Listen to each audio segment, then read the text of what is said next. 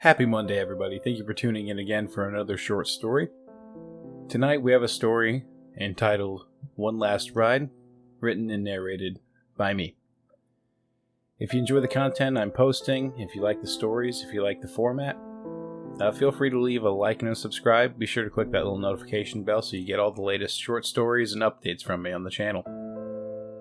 If you have any ideas for any short stories, prompts, or would like me to read, or you would like to read any stories, feel free to message me. I'm always happy to meet other writers.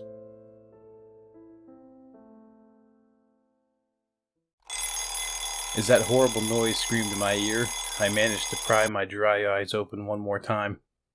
Glancing at the time on the alarm clock, I slapped the overly large snooze button in a feeble attempt to get just one more moment of sleep. I couldn't remember the last time that I'd been able to wake up feeling rested. Most nights I tossed and turned, dreading some impending doom that lurked only a few hours in the future. For what seemed like an eternity, I laid in bed, staring out of the window as droplets of rain streaked off of it. In my half-sleep, I wished to feel something other than dull anxiety. That feeling constantly stirred inside me as I absent-mindedly went about my day. I was numb, but I still felt it. The alarm clock went off again, and I managed to sit up in bed and switch it off. I looked around my room and was welcomed by the familiar sight of clothes strewn all about. About a dozen fast food containers, and the welcoming dim light of my computer screen. I held my cell phone in front of my face as I sat hunched over on the bed. I slowly began to dial the number for my company's employee sick line. I wasn't really sick, not in the physical way at least. Perhaps not even in the mental. I thought back to last night and the hours that I spent playing games with the few guys I'd met online. I smiled, wishing I could do it again all day. I forced myself to put the phone down. After crawling out of bed, I started to put on 2-day-old clothes, searching around for something that didn't smell too bad or have any noticeable stains.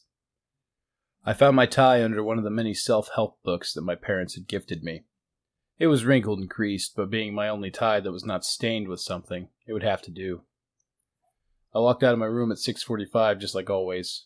Welcoming sights of the living room called to me. I thought again I should skip today and just watch some TV. I was sure that there would be something more mentally stimulating on the television than anything I would find at work. But not today. My quarterly review is today, and I wasn't going to miss it. Today would be the day that I was pushed through for promotion, the promotion that had eluded me for almost a decade now. I poured myself a cup of coffee and decided to head out the door. I begrudgingly slumped down the stairs as I passed door after door in my apartment building. I could hear others getting up and ready for their commute. I could hear children crying. I could hear dogs barking. Most of the time, I wonder myself if any of these people know what it's like to try so hard and get nowhere in life. I can say that I was sick of trying at that point, but like some kind of bipedal circus animal, I stuck to my conditioning. One day, though, I knew that something would change. Something would change my life forever, and I would finally get that promotion, that house, that girlfriend. That small glimmer of hope prevented me from living out my fantasy and decided to just walk out into the street, waiting to get hit by a vehicle big enough to end my pitiful existence. As I reached the bottom floor and passed through the main door of my apartment, I lit my first cigarette of the day. I sighed to myself as I exhaled that first drag. A seemingly endless flow of vehicles sat bumper to bumper, clogging the streets of the largest city on Earth. Pedestrians walked up and down the sidewalks in the rain. I hated traffic. There wasn't too much to say. It was a normal Wednesday morning in April. There was no doubt that this day was not special. My life wouldn't change for the better today. Probably not at all. I held my hand up and signaled a cab as I finished my morning smoke. I didn't want to show up to my review soaking wet. A slightly rusted-out yellow sedan suddenly appeared in front of me, causing water to splash into the sidewalk and onto my shoes as it stopped in a miniature ocean of a water puddle. I quickly hopped in, escaping the deluge that was now flowing through the city streets. "Fourth and Elm," I said in a faux pleasant tone to the cab driver. The cabbie glanced at me through the rearview mirror and smiled. "Are you sure that's where you want to go today?" he inquired, giving me a slightly confused look. "Of course," I half laughed back in response. "Another day, another dollar." Whatever you say, he said in a suddenly monotone voice. The cabbie pulled out onto the street and we began our trip. The cab was old and used. Its seats were worn down into a frayed mess of upholstery. And the whole vehicle smelled kind of like rotten Chinese food mixed with burnt matches. It wasn't an overwhelming smell, but I certainly was catching whiffs of it every few moments. I looked out into the street, passing by, and prayed to whatever higher power that might be looking down on my pathetic existence that this cabbie wouldn't be the type to trite and chat my ears off. While I would have killed for any sort of meaningful human interaction, the effort I had to exert just to make small talk usually drained me of all energy. But of course, the cabbie looked up again at the mirror and asked, "So what do you do?" "My name's Bill, by the way. I'm an administrative assistant. How long you been driving a cab, Bill?" I attempted to respond in a curious manner. It probably didn't come out that way, but I did my best to fake interest. "Well, today's my first day, actually. You're my first fare. I've driven other things before this. I had a bunch of other jobs. This is the first time I've driven a cab." "Very interesting. Congratulations on the new job," I responded. We chatted a little bit about the weather, but nothing that really interested me. I tuned most of it out and just responded with an "oh wow," or maybe a "very cool," here and there to present the illusion of caring. I didn't know what to say in small talk. I just kept looking at the window at the passing people, the cars, the signs, until I noticed the sign for Elm Street pass right by my window. "Hey, Bill, we just passed Elm. I know you're new, but you have a map there on your cell phone," I pointed out.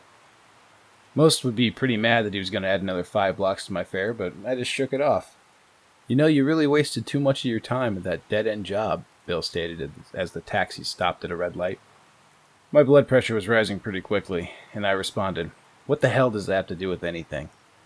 I'm going to be late for work. Let me out. I'll just walk the rest of the way there." As I attempted to open my door, it wouldn't budge. I hit it a few times, but it didn't seem to help anything.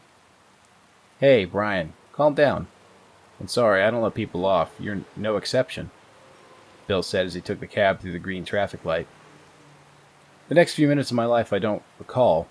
Extreme stress just seemed to do that to people. I know that I shouted every profanity and slur that I could muster, demanding that this man stop and let me out of the cab. I kicked whatever I could, and even punched the window in some pathetic attempt to break it. The next thing I knew, I was tearing up, cradling my now bleeding and probably broken knuckles. Every few moments, the cab driver would look at me smiling through his toothy grin. His amusement just infuriated me more. "You should calm down, Brian. Chill out and enjoy the ride for once in your life," Bill stated as he turned the radio on to some jazz station. "Bill, what the hell's going on? Do you want money? I can stop by an ATM and get you everything I have. Please, just let me go." "I don't want your money," Bill laughed in reply. "What is this? Are you kidnapping me? Is this some serial killer thing? We can work something out, man. Just pull." I was interrupted by my driver turning his head to look back at me. "I'm not kidnapping you. I'm not exactly going to kill you, but I can't let you go," Bill interrupted. My mind raced with possibilities. I had no idea what was going to happen to me, but in a way I felt like this was some kind of, adventure. Something that would shake my life up. At the very least, I'd have something to finally talk about with my few coworkers at lunch. An abduction by a crazy cab driver wasn't exactly a daily occurrence, after all. "So who are you?" "You know who I am, and you're no cab driver," I asked as I lit a cigarette. "Oh, I'm nobody, really. Just kind of a delivery man, I suppose," Bill cryptically replied. "What are you delivering, exactly?" I said as I took the first drag. "Oh, well, you, of course. That's pretty obvious." "What do you mean, me? I thought you said this wasn't a kidnapping. Where are you taking me?" I asked as my mind raced even more, attempting to figure out what this man wanted with me. "To your death," Bill said with a smugness I have never experienced before. I froze the moment he let those words come out of his mouth. It was as if I was slapped in the face and a block of ice had been planted on my chest. I didn't know what this guy had planned for me, but I'd seen enough episodes of Dateline to know at this rate I was going to end up in a garbage dumpster somewhere. My mind pondered the ends that were in store for me, and none of them were really desirable. What's going on? Just please tell me, I stuttered as I exhaled another drag. I'm what you would call Death. You know, the Grim Reaper, or whatever else you guys call me these days. Bill responded through a smile. What's that? Some kind of serial name you came up with? I responded, more terrified than angry. No, Bill said flatly. I'm the real deal. The guy who's going to bring you to the other side.